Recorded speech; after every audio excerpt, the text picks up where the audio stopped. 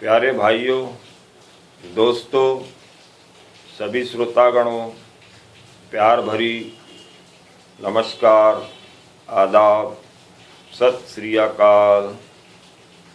विशेष जानकारी के लिए आप मेरे चैनल को सब्सक्राइब कर लीजिए। सब्सक्राइब बटन दबाइए, उसके बाद बेल बटन दबाइए ताकि जानकारी आपके मोबाइल्स तक और आपके चैनल तक मेरी जानकारी पहुंच जाए।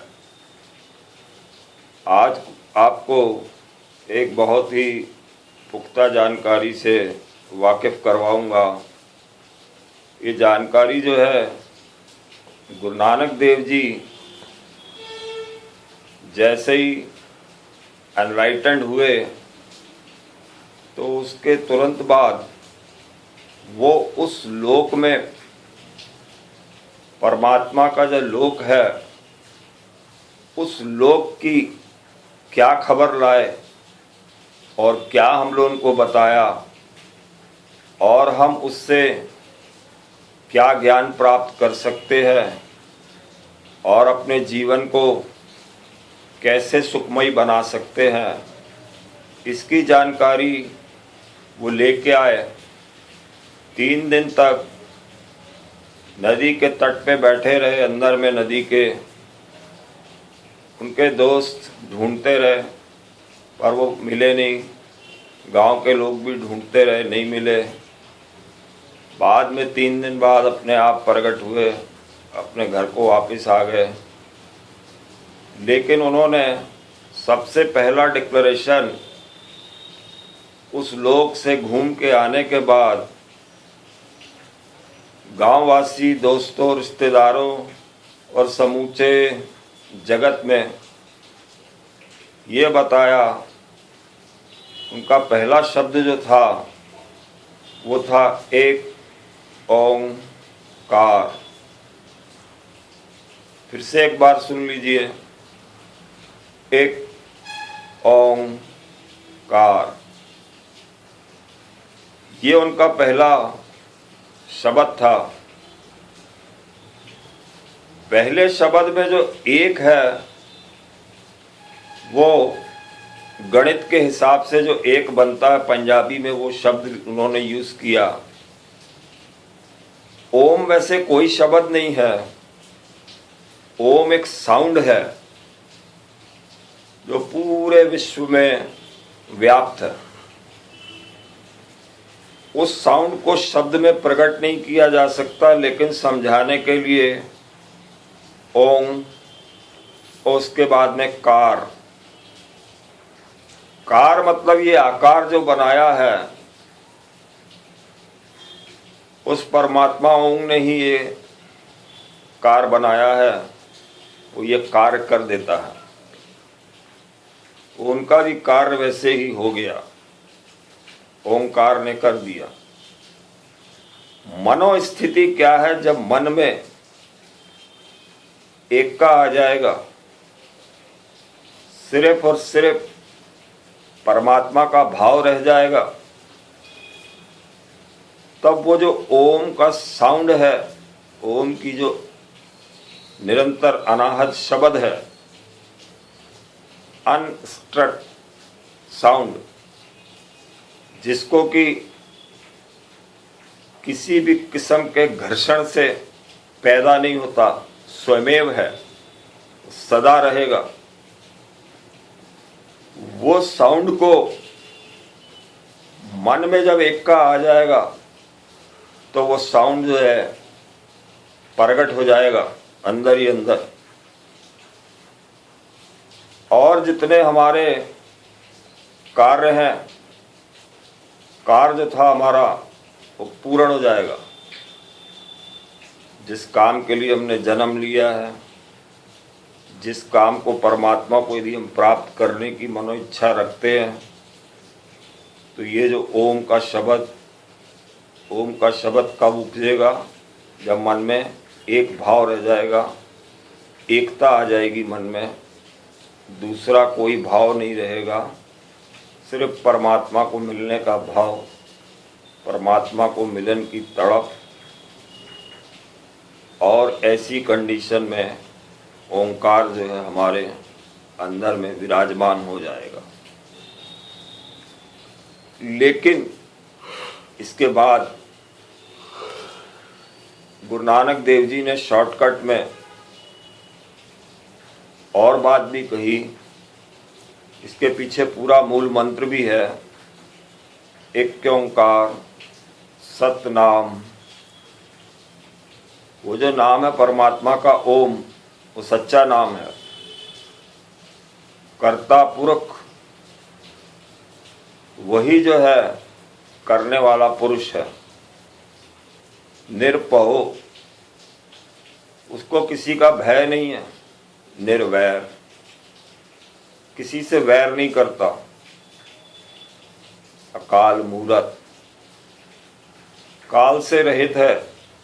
टाइमलेस, पीरियडलेस, उसका कोई पीरियड नहीं है। लाखों करोड़ों अरबों साल भी हो जाए तो कम है। टाइमलेस है। टाइम की कोई भी मेजरमेंट हम उसके ऊपर लगा नहीं सकते, नाप नहीं सकते। अजूनी साहिबंग, उसकी कोई जून नहीं है, उसके कोई माता पिता नहीं है, ना वो मनुष्य जूनी में है, ना किसी और जून में है। बायोलॉजिकली वो आता नहीं है, ना है। लेकिन वो किस से मिलेगा ये जरूरी है, कैसे मिलेगा ये जरूरी है। गुरु प्रसाद, गुरु की कृपा से एक भाव मन में आएगा तब ओंकार प्रकट हो जाता है। लेकिन निर्भाव से लेकर निर्वैर तक सारी बातें जो हैं वो चलती रहती हैं। ये बोला चलती रहती हैं, उसको चलने दीजिए। हमें क्या करना है ये जरूरी है। हमें क्या समझना है ये बहुत जरूरी है। हमें क्या समझना है कि मन में एकता का भाव रखना है। ओंकार प्रकट होगा और गुरु की कृपा, ब्लेसिंग जो है बनी हुई है उसकी, ऐसा भाव भी मन में रखना है। मन में गुरु की कृपा का भाव पहले से ही स्थापित कर लेना है कि जो भी हो रहा है गुरु की कृपा से हो रहा है मेरे अंदर में, और मैं उसके हुक्म में चल रहा हूँ। उसके बाद जब हम मेडिटेशन में बैठेंगे तो ये मंत्र को चांट करेंगे। ये कैसे करना है इसको एक बार बता देता हूँ, फिर आप रोज करिए तो आप भी एक ओंकार के साथ एक हो जाएंगे। एक ओंकार,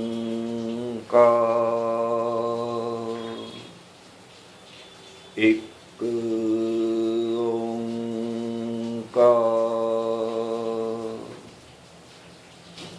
सतगुरु प्रसाद। एक ओंकार, सतगुरु प्रसाद। ये छोटे में मंत्र है, लेकिन अभी मैंने आपको मंत्र पढ़ के सुनाया है, इसकी विधि नहीं बताई है, सिर्फ मंत्र 2-3 बार जप के सुनाया है। अब इसको करने के लिए आपको विधि, मेथड क्या है वो समझना। एक ओंकार, ये एक बार मुंह से बोलना है। एक ओंकार, एक बार जबान से बोलना है और कान से सुनना है। सतगुरु प्रसाद, ये मन के अंदर में, अंदर की तरफ जब श्वास जाती है तब मन ही मन में ये वाले शब्द बोलने हैं। अब एक बार बोल के दिखा देता हूँ, आप समझ जाएंगे। जब मैं एक ओंकार बोलूँगा तो ये चीज़ वीडियो में रिकॉर्ड हो जाएगी, लेकिन जब मैं सतगुरु प्रसाद मन में बोलूँगा तो उतनी देर जो है साइलेंट रहेगा ग्राफिक में। तो आप समझ जाइए कि सतगुरु प्रसाद जो है, जो सांस अंदर जा रही है उसमें मैं बोल रहा हूँ साइलेंटली। आँखों को बंद रखना है और जो हमारे अंदर में बाबा है या वाच करने की हमारी जो पावर है या साक्षी जो है, हमारे अंदर में जो आत्मा है, कॉन्शियसनेस है, साक्षी है या बाबा है, कई शब्दों से उस एक शक्ति को संबोधित किया जाता है। अलग अलग भक्त अलग अलग तरीके से उसको बयान कर देते हैं अपने काव्य रचना में, शब्दों में।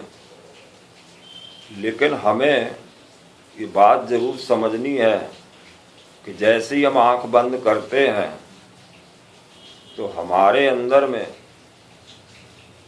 मन के अंदर में या तो विचार चलते रहते हैं।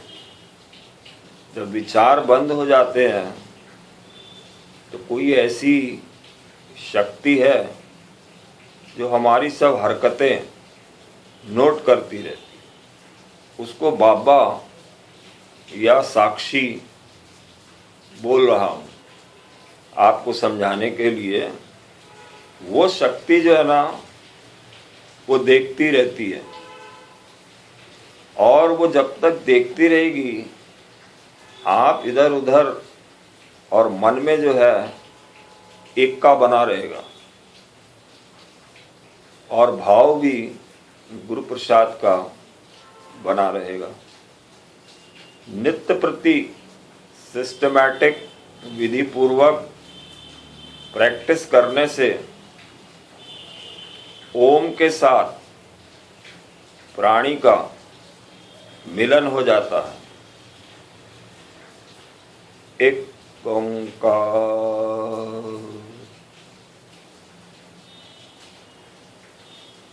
एक ओंकार,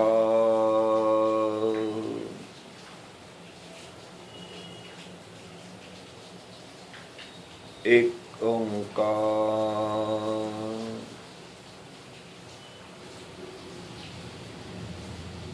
एक ओंकार।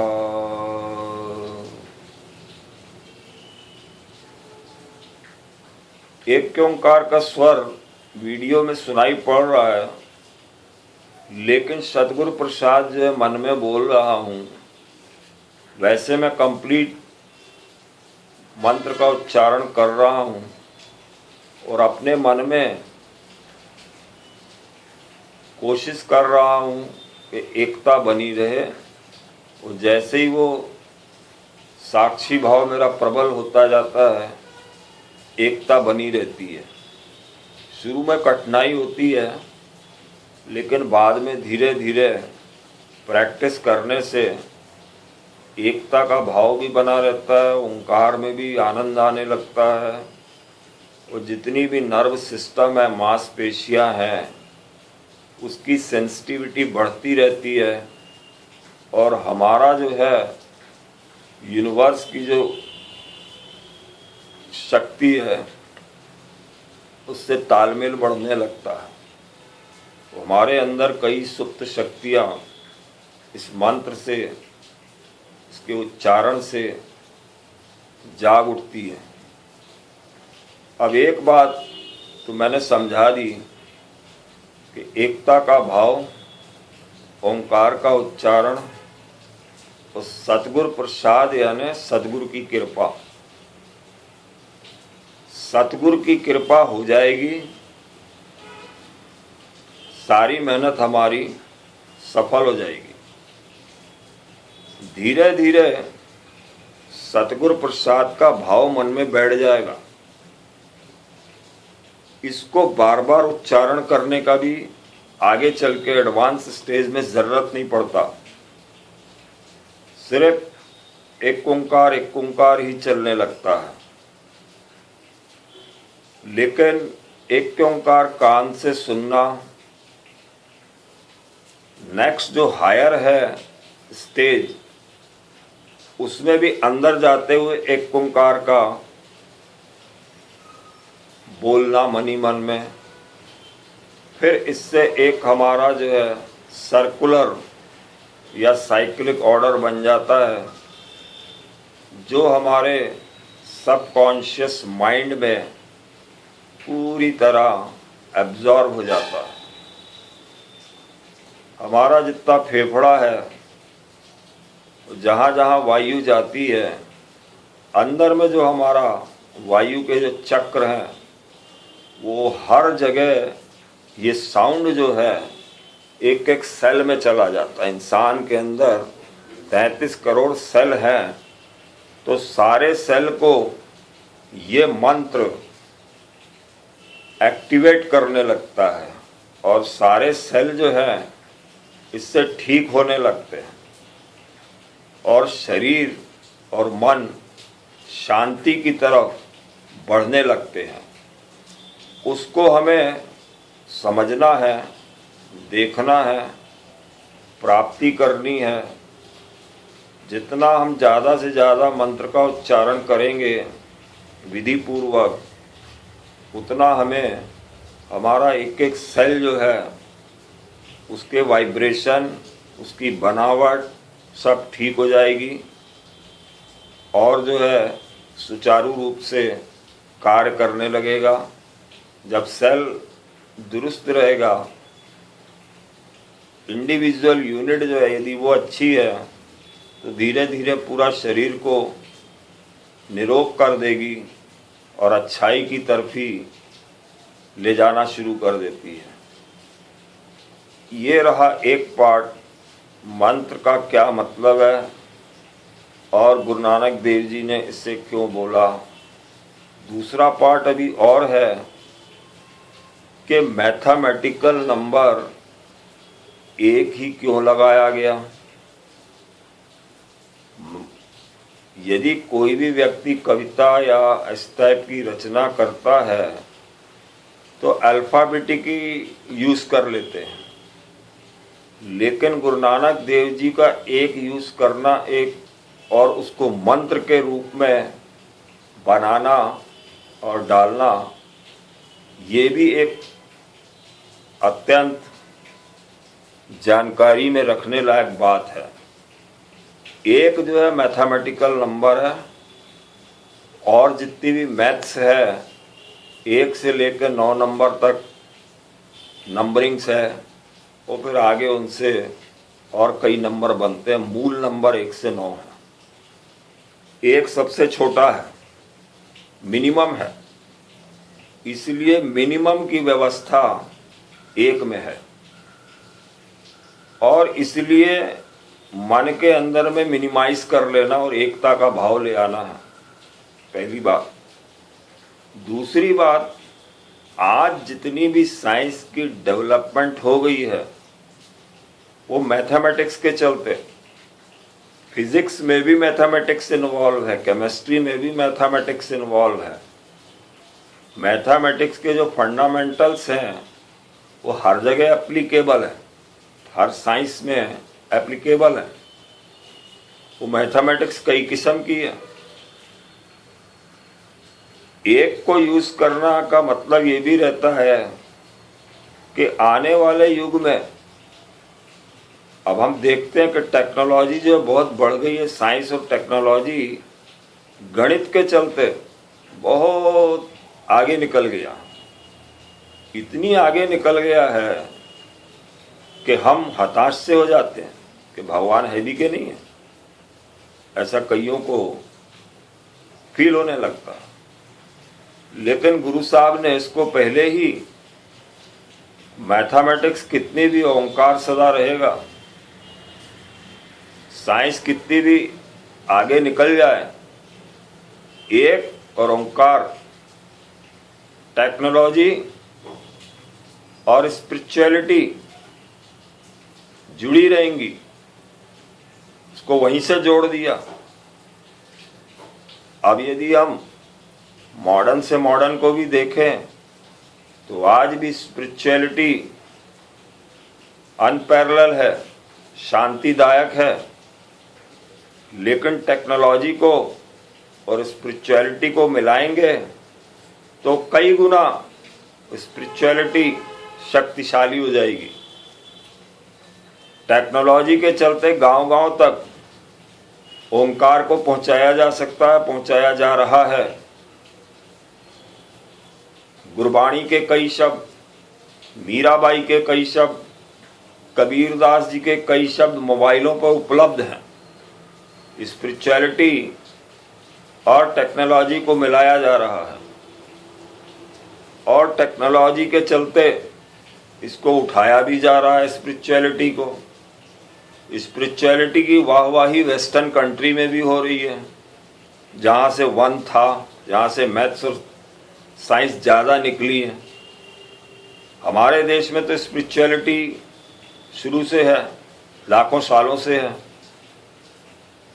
लेकिन गणित उतना नहीं था भी तो एक आध ज्योतिष शास्त्र, physics, chemistry, mathematics, biological science और अनेकों आईटी सेक्टर वगैरह सब वेस्टर्न कंट्री से आए हैं, क्योंकि वो मैथ्स में तेज थे। लेकिन गुरु नानक देव जी ने वेस्ट और ईस्ट दोनों की प्रगाढ़ता को समझ लिया और दोनों को मिलने के लिए, चलाने के लिए एक मंत्र का उच्चारण किया। उसी मंत्र को मैं दूसरे तरीके से समझा रहा हूँ कि मन में एकता होने से ओंकार प्रकट हो जाता है। अब टेक्नोलॉजी मैथ से निकली है, वो आज के युग में स्पिरिचुअलिटी और टेक्नोलॉजी दोनों को हम मिला के चला रहे हैं। सारे लोग, चाहे वो किसी भी धर्म का हो, सब टेक्नोलॉजी यूज कर रहे हैं। स्पिरिचुअलिटी में हर तरीके से यूज किया जा रहा है, लेकिन इसका मंत्र गुरु नानक देव जी ने 550 साल पहले ही बना दिया था। जितने भी गुरु होते हैं, योगी होते हैं, उनको आगे की तस्वीरें मालूम रहती है। इसलिए आज के युग में, आज का युग टेक्नोलॉजी और स्पिरिचुअलिटी दोनों का है। दोनों को मिला के चलने से लाभ ही लाभ होगा। इतना लाभ होगा कि बहुत अधिक। इतना कह के मैं आपके सामने आग्रह करूंगा कि एक ओंकार का उच्चारण मन में करिए और भाव रखिए कि गुरु की कृपा में जो हमारा साक्षी भाव जिसको मैं बोल रहा हूं, उस टेक्निक को अप्लाई करना है कि साक्षी भाव जो है हमारा, वो देख रहा है कि बाहर जाते हुए एक ओंकार हो रहा है, कानों से सुनाई पड़ रहा है। हमारे मन की जो फ्रीक्वेंसी है वो जबान के जरिए बाहर आ रही है और सेम फ्रीक्वेंसी कान में जा रही है और फिर अंदर में जाके वो जो ओंकार है जिसमें एकता चाहिए, उसके अंदर में विराजमान हो रही है, जिससे हमारे में बोलने में और सुनने में नाद, बोध, आदि नाद, नाद का बोध हो रहा है और आदि नाद जो है वो प्रकट होगा और समझ में आएगा, उसका भी बोध होने लगेगा। ये टेक्नोलॉजी गुरु साहब ने बहुत अच्छे से समझाई है, तो मैंने आपके समक्ष रखी है कि नाद का बोध भी करिए, मुंह से बोलिए, कान से सुनिए, बोध हो जाएगा, फिर जो मन में कान के थ्रू जो भी गया अंदर में और जाके उसका आदि नाद जो है वो गुंजाइशशील हो जाएगा और आपको समझ में आने लगेगा। आपका डीएनए भी इम्प्रूव होने लगेगा, आपके अंदर के मॉलिक्यूल्स भी इम्प्रूव हो जाएंगे और कई घटनाएं अंदर में अच्छी घटेंगी जिससे आप स्वस्थ हो जाएंगे, हैप्पी होली हेल्दी पर्सन बन जाएंगे और आपको निरोग जीवन प्राप्त होगा। इतना कह के मैं आपसे रिक्वेस्ट करूंगा कि आप इस मंत्र को जपें विधि पूर्वक और मन की शांति एकाग्रता बढ़ाएं, देह को निरोग रखें। वाहिगुरु जी का खालसा, वाहिगुरु जी की फतेह।